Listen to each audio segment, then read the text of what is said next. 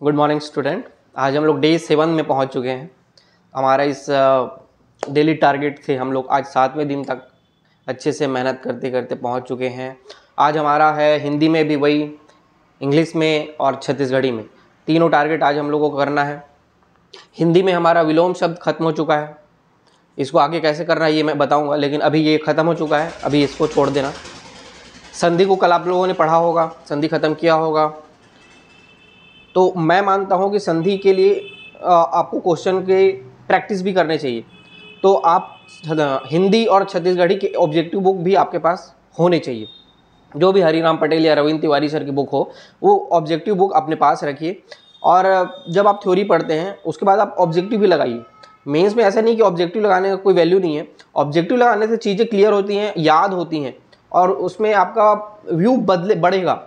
तो मैं आपको रिकमेंड करूंगा कि आप ऑब्जेक्टिव भी लगाइए, हिंदी का, संधि का भी लगाइए, विलोम शब्द का भी लगाइए, अनेक शब्दों के लिए एक शब्द के लिए भी लगाइए। इन सभी के लिए ऑब्जेक्टिव भी सॉल्व कीजिए, आपको डेफिनेटली बेनिफिट मिलेगा। इसके बाद संधि खत्म कर चुका है तो आज आपका टारगेट है समास कंप्लीट करना है। आज आपको समास पढ़ना है, कल संधि पढ़ा था, आज समास पढ़ा है। तो इस तरीके से विलोम शब्द, संधि, समास, ये हमारा 3 कंप्लीट हो जाएंगे। आज आपको समास कंप्लीट करना है। समुच्चारित भिन्नार्थक शब्द के आज 2 पेज और बढ़ा देने हैं, तो टोटल हमारे हो जाएंगे 12 पेज। तो समुच्चारित भिन्नार्थक शब्द जो लोगों को याद करने में तकलीफ हो रही है, उसका भी जुगाड़ है मेरे पास। अभी आपको जैसे फॉलो ऐसे बोला जा रहा है, आप उसको डेफिनेटली करते जाइए। मैं बताऊंगा कि उसको आपको कब याद होगा, है ना। आप बोल रहा हूं, आप उसको पढ़ लो, याद करने का प्रयास करो। भले ही याद ना हो तो छोड़ दो, लेकिन याद करने का प्रयास जरूर करो। याद कैसे होगा, कब होगा, ये मैं बताऊंगा धीरे धीरे आपको। तो समुच्चारित भिन्नार्थक शब्द के लिए 2 पेज और बढ़ाइए, टोटल 12 पेज हो गया। अनेक शब्दों के लिए एक शब्द के लिए टोटल विनय कुमार पाठक में 13 पेज है, तो हम लोगों ने 10 पेज कर लिया था। आज आपको 3 पेज और टारगेट दिया जाता है, तो टोटल हो जाएंगे 13 पेज। तो आज आपको अनेक शब्दों के लिए एक शब्द का भी पूरा चैप्टर खत्म कर देना है। अनेक शब्दों के लिए एक शब्द का चैप्टर खत्म, संधि खत्म, आज समास खत्म करना है, विलोम खत्म हो चुका है, समुच्चारित भिन्नार्थक शब्द होगा, रोज 2-2 पेज पढ़ेंगे हम लोग। इंग्लिश में वही कंटिन्यू करना है, ग्रामर का 30 रूल और 10 रूल और जाना है ग्रामर में। 50 रूल हो चुके हैं, 10 रूल आज फिर से गाना है। 60 रूल तक आज हम लोग इंग्लिश के ग्रामर में पहुंच चुके होंगे। प्रॉपर नोट्स बनाने हैं, रिवीजन करने हैं, चीज़ें उसी से ही क्लियर होंगी। उसके बाद वर्ड पावर मेड इजी का वोकेबुलरी करना है, आज फिर आधा घंटा आपको ऐड करना है उसमें। 2.5 घंटा हो चुका है, आज फिर 30 मिनट, तो आपका हो गया 3 घंटा। तो 3 घंटा तक हम लोगों ने उस वर्ड पावर मेड इजी का वीडियो को कंप्लीट कर चुका होगा आज तक।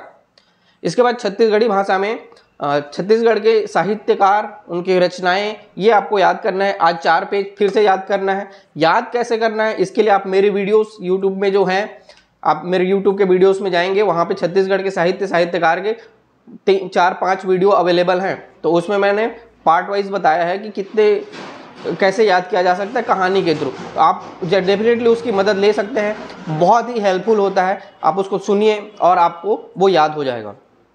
तो ये आपका हिंदी, इंग्लिश और छत्तीसगढ़ी का आपका आज का टारगेट है। आज आपको ये कंप्लीट करना है और बिना कंप्लीट करे सोना ही नहीं है, रुकना ही नहीं है, बस कंप्लीट करते जाना है। दिमाग में एक ही चीज़ होना चाहिए कि आज का टारगेट हमको कंप्लीट करना है।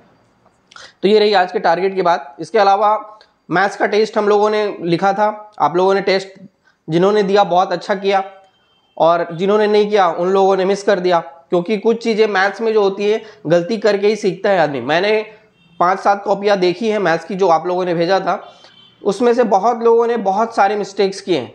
और मैथ्स में सबसे इंपॉर्टेंट चीज़ होती है आपकी कॉपी की क्लैरिटी।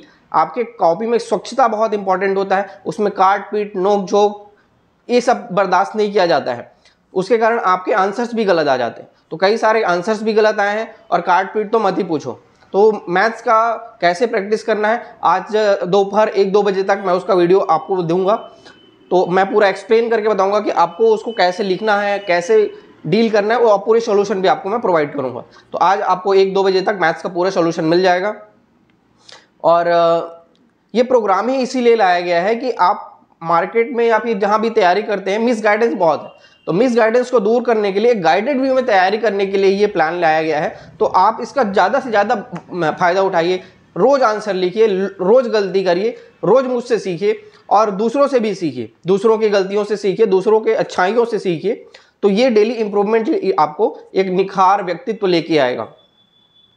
और याद करने की समस्या कुछ लोगों ने बताई, तो याद करने की समस्या मैं बताऊंगा, आप बस फॉलो करो। याद कैसे होगा मैं देखूंगा, ठीक है। आप बस फॉलो करो, मैं बताऊंगा कब और कैसे याद होगा। बस आप रूटीन को फॉलो करो। एसे की बात करूं तो नेक्स्ट वीक एक एसे का टॉपिक होगा। इसके अलावा बजट का नोट्स प्रिपेयर हो चुका है, बजट भी नेक्स्ट वीक आपको उसका नोट्स मिलेगा। नेक्स्ट वीक का टाइम टेबल हम लोगों ने दे चुका है, उसमें दर्शन के टॉपिक बता दिया गया है। आपको साइंस का यूनिट 1 जो होगा केमिस्ट्री का, वो हम लोग स्टार्ट करेंगे। आज उसका नोट्स आपको मिल जाएगा। दर्शन का और साइंस का नोट्स आज आपको मिल जाएगा।